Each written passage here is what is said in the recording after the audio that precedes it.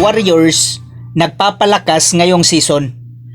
Matapos nilang kinuha si Yaxel Lindeborg, ngayon mayroon naman silang panibagong kinuha na mas batang player, itong si Charles Bassey, na pinapirma nila ng 1 taon sa Golden State Warriors.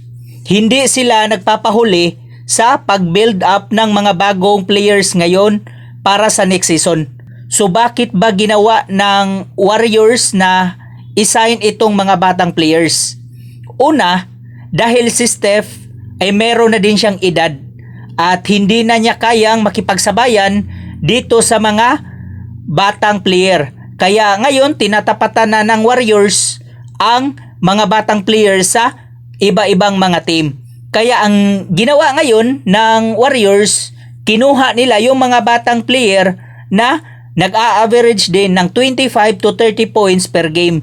Kagaya ni Yaxel at dito ni Charles Bassey na bago nilang acquire sa Golden State Warriors.